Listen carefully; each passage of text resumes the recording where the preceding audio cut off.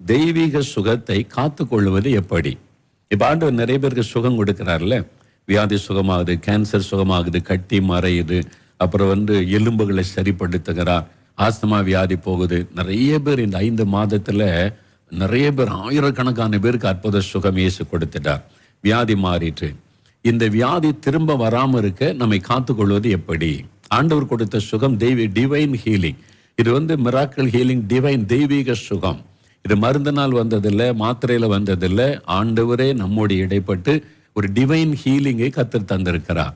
ஆனா இதை காத்துக்கொள்ளணும். அதை காத்துக்கொள்வது எப்படி? இவன் பிசாசு கட்டிலேருந்து விடுதலை, அசுத்தாவி போயிட்டு, பில்லி சொல்லி அழிஞ்சிட்டு விடுதலை ஆயிட்டு, இப்ப பயத்தின் ஆவி போயிட்டு, தற்கொலை எண்ணம் போயிட்டு விடுதலை. அந்த விடுதலையை காத்துக்கொள்வது எப்படி? நல்ல கவனிங்க, நம்ம ரொம்ப அவசியம். நீங்க இந்த பெற்றுக்கொண்ட சுகத்தை, விடுதலையை காத்துக்கொள்ள வேண்டிய பொறுப்பு நம்முடையது, உங்களுடையது. சுகம் ஆண்டவர் தர்றார், விடுதலை ஆண்டவர் தர்றார். ஆனா அது திரும்ப வராம இருக்க நம்ம காத்துக்கோ. அப்ப திரும்ப வருமா அப்படின்னு கேட்டீங்கன்னா, நான் வேத வசனத்திலிருந்து உங்களுக்கு விளக்கி சொல்றேன். அதுல தான் ரொம்ப கவனமா நீங்க கேளுங்க. இப்போ இந்த தெய்வீக சுகத்தை காத்துக்கொள்வது எப்படி, அல்லது ஆண்டவர் கொடுத்த விடுதலையை காத்துக்கொள்வது எப்படி, அதுக்கு என்ன செய்யணும்? இப்போ இந்த சுகம் எதனால கிடைத்தது? மோகன்லாசஸ் கொடுத்தது இல்ல, எந்த ஊழியக்காரன் தந்ததில்லை. இயேசுவின் நாமத்தினால சுகம் பெற்றீங்க, இயேசுவின் நாமத்தில் விடுதலை பெற்றுக்கொண்டீங்க. இலவசமாய், நீங்க எதுவும் பணம் கொடுத்து ஆண்டு விட்டு அந்த ஆசீர்வாதத்தை வாங்கல. இலவசமாய் இயேசு கிறிஸ்து கொடுத்த சுகம், இலவசமாய் இயேசு கிறிஸ்து கொடுத்த விடுதலை. இதை எப்படி காத்துக்கொள்ளுவது? ஒரு 4 காரியம் நான் வசனத்திலிருந்து உங்களுக்கு சொல்லி கொடுக்கிறேன். இதை கவனத்துல கொள்ளணும். நிறைய பேர் சுகம் பெற்றுட்டீங்க, விடுதலை பெற்றுட்டீங்க. அதை காத்துக்கொள்ளுதல கவனம் செலுத்தணும். முதலாவது கவனம், சுகம் கொடுத்த இயேசுவுக்கு நீங்க நன்றி உள்ளவர்களா இருக்கணும். முதலாவது அறிந்து கொள்ளுங்க, நான் நன்றி உள்ளவனா இருக்கணும் சுகம் கொடுத்த இயேசுவுக்கு. நான் ஜெபம் பண்ணின ஊழியக்காரனுக்கு அல்ல. நல்ல கவனிங்க, ஜெபம் பண்ணின ஊழியக்காரனுக்கு அல்ல. ஊழியக்காரன் ஜெபம் பண்ணலாம், அற்புதம் செய்ய முடியாது, சுகம் கொடுக்க முடியாது. சுகம் இயேசுதான் தர முடியும். அதனால நல்ல அறிந்து, சுகம் கொடுத்த இயேசுவுக்கு நீங்க நன்றி உள்ளவர்களா இருக்க வேண்டும். வேத புஸ்தகத்துல லூக்கா 17ஆம் அதிகாரம் 12 முதல் 19 வசனத்தை வாசிக்கும் ஒரு பைபிள்ல, லூக்கா 17ஆம் அதிகாரம் புதிய ஏற்பாட்டுல 109வது பக்கம் எடுத்துக்கொள்ளுங்க. அந்த வசனத்தை கவனிங்க. லூக்கா 17:12-19. இயேசு ஒரு கிராமத்தில் பிரவேசித்த போது குஷ்டரோகம் உள்ள மனுஷர் 10 பேர் இயேசுக்கு எதிராக வந்து தூரத்தில் நின்று, இயேசு ஐயரே, எங்களுக்கு இறங்கும் என்று சத்தமிட்டார்கள். அவர்களை இயேசு பார்த்து, நீங்கள் போய் ஆசாரியர்களுக்கு உங்களை காண்பியுங்கள் என்றார். அந்தபடி அவர்கள் போகையில் சுத்தமானார்கள். குஷ்டரோக வியாதி மறைந்து விட்டாரு. 10 பேர் சுகமாயிட்டாங்க.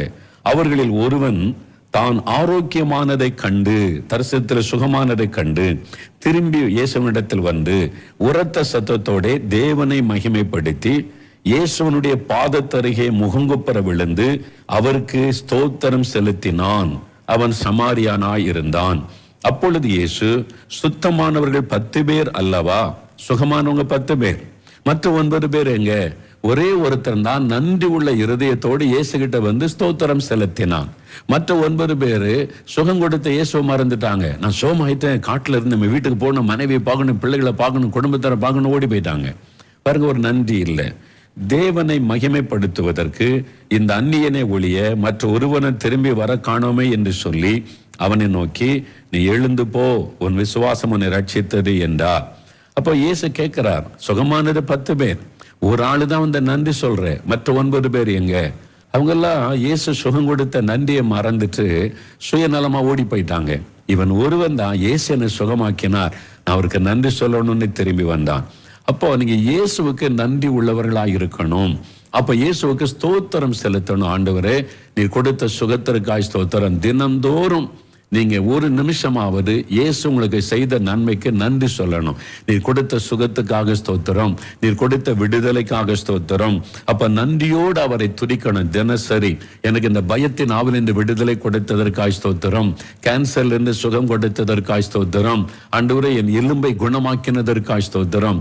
நான் பாருங்க, சுகமாகி 50 வருஷம் கடந்து விட்டாரு. இன்றைக்கும் ஆண்டவரே எனக்கு புதிய இருதயம் தந்ததற்காய் ஸ்தோத்திரம். நொண்டியாய் கிடந்த என்னை நடக்க வச்சு இதுவரைக்கும் ஜீவனோடு காத்திருக்கிற ஸ்தோத்திரம். நீ இன்றைக்கு வரைக்கும் அவரை துதிக்கிறேன். அவர் கொடுத்த ரட்சிப்புக்காக துதிக்கிறேன். என்னை ரட்சித்தீரே, பாவத்தை மன்னித்தீரே, ஸ்தோத்திரம். என்னை அபிஷேகம் பண்ணினீரே, உமக்கு ஸ்தோத்திரம். ஊழியக்காரனாய் தெரிந்து கொண்டீரே, ஸ்தோத்திரம். எல்லா நன்மைகளுக்காய் நன்றி சொல்வது. நன்றி உள்ள இருதயம் இருந்தாதான் திரும்ப அந்த வியாதி வராது, திரும்ப உனக்கு அந்த பிசாசு வராது. முதல்ல நீங்க நன்றி உள்ளவர்களா இருக்கணும். தேவன் அதை எதிர்பார்க்கிறார். இரண்டாவது, இனி பாவம் செய்யக்கூடாது. இனி பாவம் செய்யக்கூடாது. நல்லா அறிந்து கொள்ளுங்க. யோவான் 5ஆம் அதிகாரம், வேத புஸ்தகத்துல யோவான் 5ஆம் அதிகாரம், புதிய ஏற்பாட்டுல 130வது பக்கத்துல அது இருக்கிறது. 131ஆம் பக்கத்துல யோவான் 5:14 பார்க்கிறோம். 38 வருஷம் ஒரு மனிதன் வியாதி படுக்கையில் இருந்தான். இப்ப இயேசு பாருங்க, அவனை குணமாக்கிட்டார். எழுப்பி நடன்னு சொன்னார், நடந்துட்டான். 38 வருஷம் வியாதி படுக்கையில் இருந்தன்னு சுகமாக்கப்பட்டு விட்டான். இயேசு அவன்கிட்ட நீ மனம் திரும்பி பாவத்தை விடுன்னு முதல்ல சொல்லல, சுகமாக்கிட்டார். சுகமான பிறகு அவனை தேவாலயத்திலே கண்டார். 14ஆம் வசனம் பாருங்க, யோவான் 5ஆம் அதிகாரம் 14ஆம் வசனம். அதற்கு பின்பு இயேசு அவனை தேவாலயத்திலே கண்டு. இன்னைக்கு சிலர் சுகம் பெற்ற உடனே சாரை கடைக்கு போயிடுறாங்க, சினிமா தியேட்டருக்கு போயிடுறாங்க, நடன கிளப்புக்கு போயிடுறாங்க, கேளிக்கை ஃப்ரெண்ட்ஸோட சுத்த போயிடுறாங்க, மறுபடியும் பாவ சிற்றின்பத்தில் போயிடுறாங்க. வியாதிப்பதில் இருக்க வரைக்கும் எங்கேயும் செய்ய முடியாது இல்ல. சுகமான உடனே அப்படி போயிடக்கூடாது. ஆண்டவர் சுகம் கொடுத்தது நீங்க திரும்ப பாவத்துக்குள்ளே போவதற்கு அல்ல, நீங்க மறுபடியும் பரிசுத்தமாய் வாழ ஆண்டவர் சுகம் கொடுத்திருக்கிறார். இயேசு அவனை தேவாலயத்திலே கண்டு, இதோ நீ சொஸ்தமானாய், நான் உன்னை சுகமாக்கினேன், அதிக கேடானது ஒன்றும் உனக்கு வராதபடி இனி பாவம் செய்யாதே, சின் நோ மோர். இனி பாவம் செய். அப்போ ஆண்டவர் எச்சரிப்பு கொடுக்கிறார். என்ன அர்த்தம்? இனி நீ பாவம் செய்தா அதை விட கேடானது உனக்கு வரும், எச்சரிக்கிறார். அப்ப நீ பாவம் செய்தா நீ சுகமான வியாதி திரும்ப வரும், கேடான அளவுக்கு வரும். அவ்வளவுதான், யாரும் காப்பாற்ற முடியாதுன்னு இயேசு எச்சரிப்பு கொடுக்கிறார். அப்ப சுகமான வியாதி ஏன் திரும்ப வந்தது? உங்களை ஆராய்ந்து பார்க்கணும், கவனம். அதனால்தான் உங்களுடைய பரிசுத்தத்துல நீ காத்து கொள்ளணும். ஆண்டவர் சுகம் கொடுத்துட்டு அவ்வளவுதான், திரும்பி வராது. 50 வருஷம் நான் சுகமா இருக்கிறேன். வீங்கி இருந்த இருதயம் நார்மல் ஆச்சு, வலது கால் சப்பானிய கடந்த நான் நடந்தேன். 50 வருஷத்துல ஒரு முறை கூட எனக்கு ஹார்ட் ப்ராப்ளம் வந்ததில்லை. டாக்டர்ஸ் ஆச்சரியப்படுறாங்க, உன் இருதயம் அவ்வளவு நல்லா இருக்குதுன்னு சொல்லி. அந்த மாதிரி பிரச்சனை வந்து அடையாளமே இல்லைன்றாங்க. இயேசு சுகம் கொடுத்ததுதான்.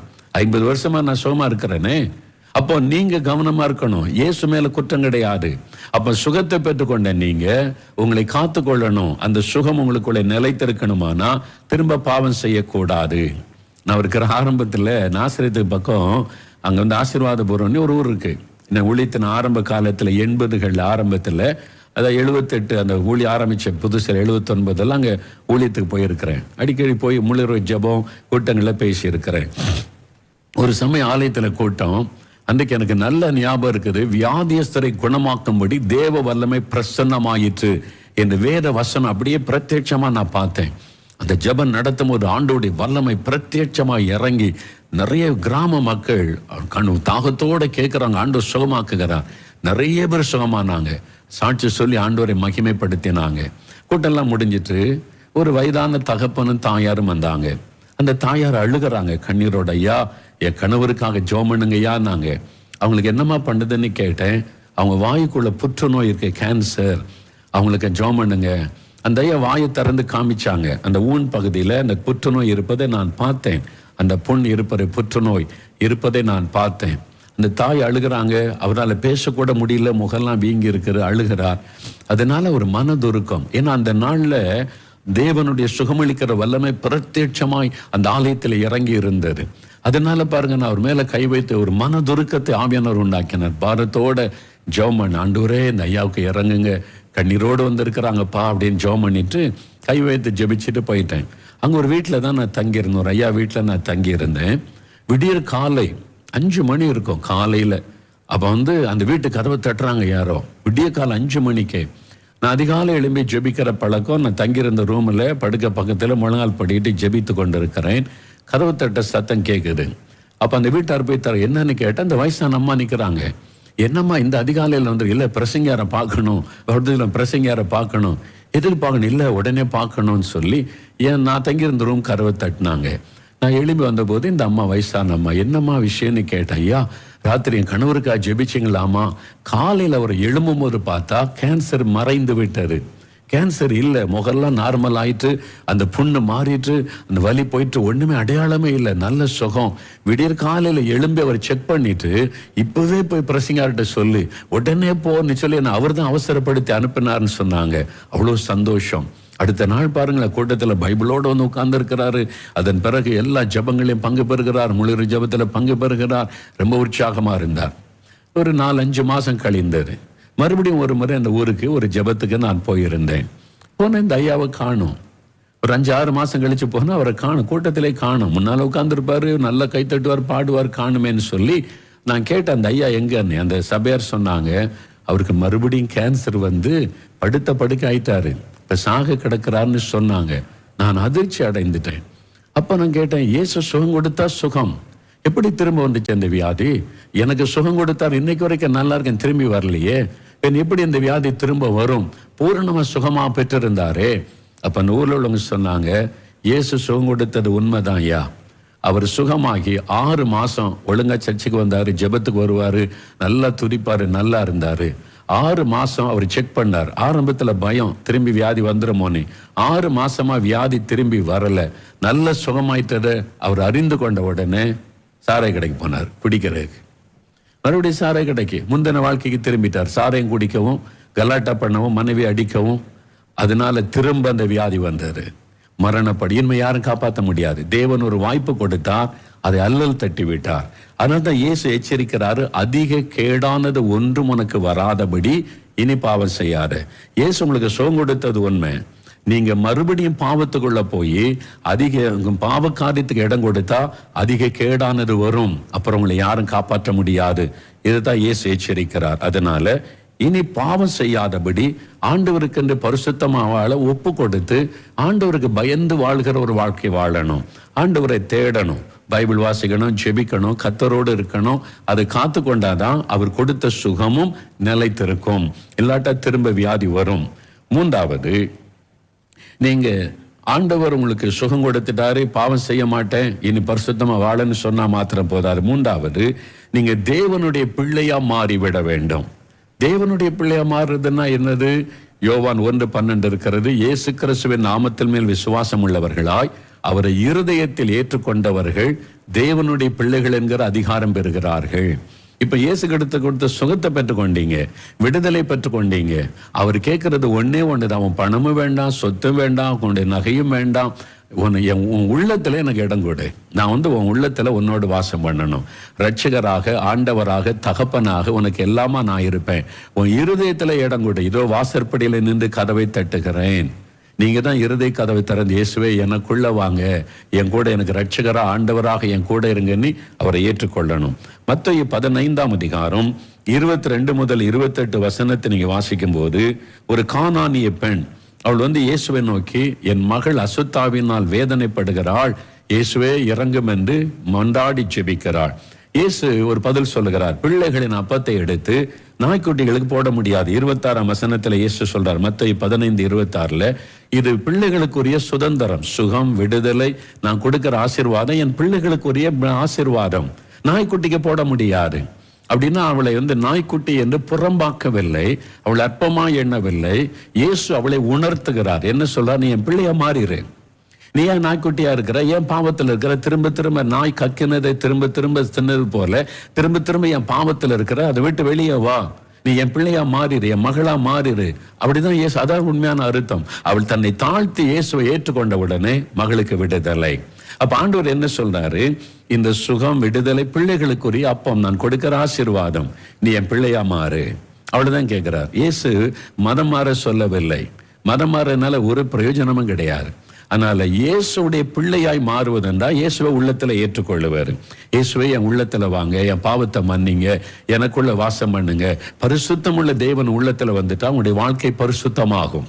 அதாவது பரிசுத்தம் உள்ள தேவன் உங்களுடைய உள்ளத்துல வந்துட்டா உங்களுடைய உள்ளம் பரிசுத்தமாகும். அதுக்குதான் ஆண்டு சொல்ல, உள்ளத்துல எனக்கு இடம் கொடு. அப்போ இயேசுவின் பிள்ளையாக மாறிடணும். அதே மாதிரி பிசாசு பிடியிலிருந்து நிறைய பேர் விடுதலை பெற்றீங்க. பயத்தின் ஆவி, தற்கொலை ஆவி, இந்த ஆவி விலகி போச்சு, பிலிசுனி ஆவி, உங்களுக்கு நிறைய பேருக்கு விடுதலை பெற்றவங்க என்ன செய்யணும்? மத்தேயு 12ஆம் அதிகாரம் இயேசு ஒரு காரியம் சொல்றார் பாரு, ரொம்ப முக்கியமான விஷயம். மத்தேயு 12 43 45 வசனம் வரைக்கும் நல்லா கவனிங்க. புதிய ஏற்பாட்டுல 19வது பக்கம் திருப்பிக் கொள்ளுங்க. மத்தேயு 12 43 45 இயேசுவே சொல்றார், கவனிங்க. பிசாசு பிடியிலிருந்து விடுதலை பெற்றவங்க, வெள்ளி சூனியத்திலிருந்து விடுதலை பெற்றவங்க, அந்த ஆவி திரும்ப வராம இருக்கணும், நீங்க பாதிக்கப்படாம இருக்கணும், என்ன பண்ணணும்? கவனிங்க. இயேசு சொல்றார், அசுத்த ஆவி ஒரு மனிதனை விட்டு புறப்படும் போது வறண்ட இடங்களில் அலைந்து இளைப்பாறுதல் தேடியும் கண்டடையாமல் நான் விட்டு வந்த என் வீட்டிற்கு திரும்பி போவேன் என்று சொல்லி அங்கே வந்து அந்த வீடு வெறுமையாகவும் பெருக்கி ஜோடிக்கப்பட்டதாகவும் இருக்க கண்டு திரும்பி போய் தன்னிலும் பொல்லாத 7 வேறு ஆவிகளை தன்னோட கூட்டிக் கொண்டு வந்து உட்புகுந்து அங்கே குடியிருக்கும். அப்பொழுது அந்த மனுஷனுடைய முன்னிலைமையை பார்க்கிலும் அவன் பின்னிலைமை அதிக கேடுள்ளதா இருக்கும் என்று சொல்றார். அப்போ ஒரு அசுத்தாவி ஒரு ஆளை விட்டு போயிட்டா, இதுவரைக்கும் உங்களுடைய சரீரத்தை வீடாக வைத்திருந்தாரு, உங்களுக்குள்ள தங்கி இருந்தாரு. அந்த அசுத்தாவி, அந்த பொல்லாத ஆவி, பயத்தின் ஆவி, தற்கொலை ஆவி உங்களுடைய சரீரத்தை வீடாக வைத்து உங்களுக்குள்ள தங்கி இருந்தாரு. இப்ப இயேசுவை நாமத்தினால போயிட்டு இப்ப வெளியே போயிட்டு நீங்க விடுதலை ஆயிட்டீங்க. அந்த ஆவி சுற்றி திரியும், அப்படியே சுற்றி திரியும். அது எங்க போலாம், யாருக்குள்ள நுழையலான்னு ஒரு இடமும் கிடைக்கல, திருப்பி வரும். எங்கிருந்து துரத்தப்பட்டதோ அதே ஆளு வந்து பார்க்கும். அந்த உங்களுடைய இருதயம், உங்களுடைய சரீரம், உங்களுடைய விடுதலை ஆயிட்டுல உங்களுடைய இருதயம் எப்படி இருக்குன்னு அது பார்க்கும்.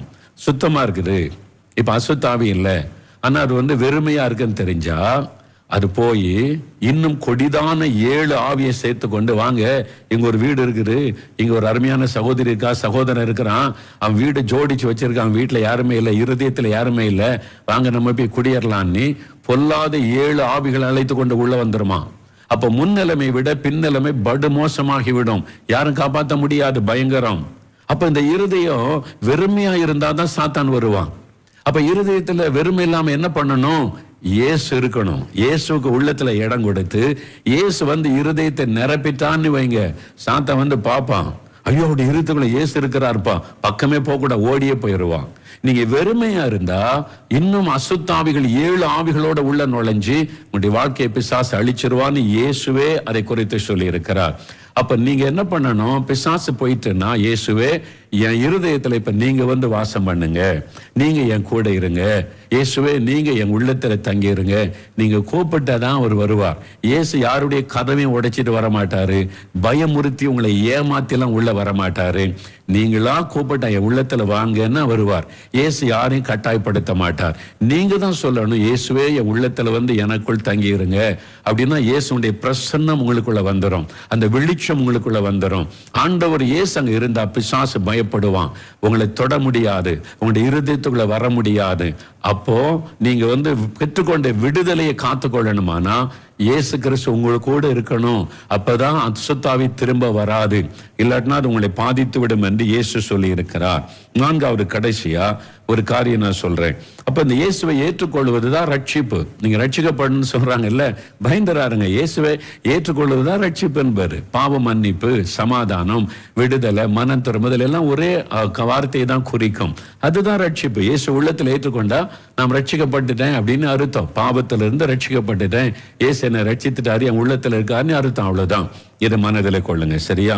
4வது கடைசியா ஒரு காரியம், நீங்க கர்த்தரிலே பலப்பட வேண்டும். நீங்க பலவீனரா இருக்கக்கூடாது. ஏன் பலம் உள்ளவளா இருக்கணும்? எபேசியர் 6 10 நீங்க வாசித்தீங்கன்னா, எபேசியர் 6 10-11 வசனங்களை வாசிக்கும் போது அங்கே நீங்கள் கர்த்தரிலும், கடைசியாக என் சகோதரரே கர்த்தரிலும் அவருடைய சத்துவத்தின் வல்லமையிலும் பலப்படுங்கள். ஏன்னா நீங்கள் பிசாசின் தந்திரங்களோடு எதிர்த்து நிற்க திராணி உள்ளவளாகும்படி தேவனுடைய சர்வாயுத வர்க்கத்தை தரித்துக் கொள்ளுங்கள். கர்த்தருக்குள்ள நீங்க பலனா இருக்கணும் அப்படின்னு வசனம் சொல்லுது. ஏன்னு சொன்னா, இந்த உலகத்தில் நமக்கு ஒரு எதிராளி உண்டு, அவன் பிசாசு, மறைந்திருந்து தாக்கக்கூடியவன். அதனால நம்ம சந்தோஷமா இருக்கிறது அவனுக்கு பிடிக்காது, நம்ம சுகமா இருக்கிறது பிடிக்காது. அதனால மறுபடியும் நமக்குள்ள வியாதியை கொண்டு வரலாமா, மறுபடியும் பயத்தை கொண்டு வரலாமான்னு போராடிக்கிட்டே இருப்பான். அப்ப அவனை நம்ம ஜெயித்து நம்ம வந்து நம்ம பாதுகாப்பா இருக்கணுமானா நம்ம பலமுள்ளவர்களா இருக்கணும். அதனால 1 பேதுரு 5 8-9 வசனத்தை வாசிக்கும் போது அந்த வசனம் சொல்லுகிறது, தெளிந்த புத்தி உள்ளவர்களா இருங்க, விழித்திருங்கள். ஏனெனில் உங்கள் எதிராளியாகிய பிசாசானவன் கர்ச்சிக்கிற சிங்கம் போல் எவனை விழுங்கலாமோ என்று வகை தேடி சுற்றி திரிகிறான். சாத்தான், பிசாசு என்கிற அந்த பொல்லாதவன் நம்மளை எப்படியாவது நம்ம திரும்பவும் வியாதிக்குள்ளாக்கலாமா, பயத்துக்குள்ளாக்கலாமா, பாவத்துக்குள்ளாக்கலாமான்னு சுற்றி சுற்றி வருகிறான்.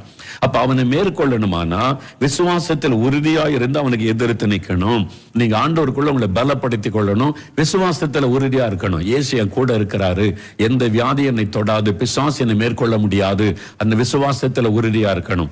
நீங்க அப்படி பலன் அடையணும், விசுவாசத்துல உறுதியா இருக்கணும்னா 2 காரியம் ரொம்ப முக்கியம். ஒன்று வேத வசனம். இந்த வேத வசனத்தை தியானிக்க அந்த வசனம் உங்களை பலப்படுத்தும். ரொம்ப முக்கியம். அதனால்தான் வசனத்தை தியானிக்க சொல்லுவாரு. இந்த வசனத்தினால் உங்களுடைய இருதயம் நிரப்பப்படணும். 2வது ஜெபம்.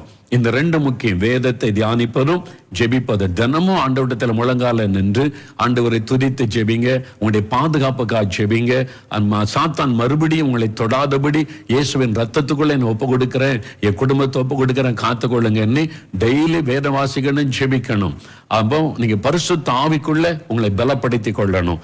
அப்போ நீங்க அந்த வியாதியோ சத்துருடைய தொந்தரவு திரும்ப வராது. அப்ப ஆண்டவர் சுகம் கொடுத்துட்டது உண்மை, நீங்க தான் காத்துக்கொள்ளணும். டாக்டர் ஒரு வியாதியை செக் பண்ணி மருந்து கொடுத்து ஆபரேஷன் பண்ணி சுகமாக்கிறாங்க. அப்புறம் என்ன சொல்லுவாங்க, நீங்க ஜாக்கிரதையா இருக்கணும், இந்த பச்சை தண்ணில குடிக்கூடாது, இதை குடிக்கூடாது, இங்க போகக்கூடாது, இந்த மாத்திரை ஒழுங்கா ஆலோசனை கொடுக்குறாங்கல்ல, நீங்க அதை பின்பற்றினா தானே வியாதி திரும்ப வராது. அதே மாதிரி ஆண்டவர் வேத வசனத்தின் மூலம் நமக்கு இந்த ஆலோசனை 4 காரியம் சுருக்கமா இது மட்டும் செய்ய போதும். நீங்க ஆண்டவருக்கு நன்றி உள்ளவளா இருந்து அவரை துதிங்க. இனி பாவம் செய்ய மாட்டேன்னு அர்ப்பணித்து ஒரு பரிசுத்த வாழ்க்கை வாழ ஒப்பு கொடுங்க. இயேசுவை உள்ளத்துல ஏற்றுக்கொள்ளுங்க. அது மாதிரி இல்ல, நீங்க கர்த்தருக்குள்ள உங்களை பலப்படுத்தி கொள்ளுங்க. திரும்ப அந்த வியாதியும் வராது, திரும்ப அந்த அசுத்தாவியும் வராது. நீங்க இதை செய்யாத பட்சத்துல திரும்பவும் நீங்கள் பாதிக்கப்பட வாய்ப்பு இருக்கிறது என்பதை நீங்க அறிந்து கொள்ளணும். அதுல இயேசுவை குற்றம் சொல்லி பிரயோஜனம் இல்லை. இயேசு சொன்ன வார்த்தைக்கு கீழ்ப்படியணும். சரியா? இப்ப எல்லாம் அப்படியே வலதுகரம் வைத்துங்க. அப்படியே ஆண்டவரே, நான் பெற்றுக்கொண்ட சுகத்தை காத்துக்கொள்ள எனக்கு கிருபை தாரும், நான் பெற்றுக்கொண்ட விடுதலையை காத்துக்கொள்ள எனக்கு கிருபை தாரும். எல்லாரும் வாய் திறந்து சொல்லுங்க, ஆண்டவரே, நாங்கள் பெற்றுக்கொண்ட சுகம், நாங்கள் பெற்றுக்கொண்ட விடுதலை, நாங்கள் பெற்றுக்கொண்ட ஆசீர்வாதம், இயேசுவின் நாமத்தில் பெற்றுக்கொண்ட ஆசீர்வாதம், விடுதலை, சுகத்தை காத்துக்கொள்ள கிருபை தாங்க. இதெல்லாம் அந்த வசனத்தின்படி நடக்க எங்களை ஒப்பு கொடுக்கிறோம். என்ன ஒப்பு கொடுக்கிறோம்? என் குடும்பத்தை ஒப்பு கொடுக்கிறோம், எங்களை அர்ப்பணிக்கிறோம். இயேசு கிறிஸ்துவின் நாமத்தில் ஜெபிக்கிறோம் பிதாவே. ஆமேன், ஆமேன். சரி.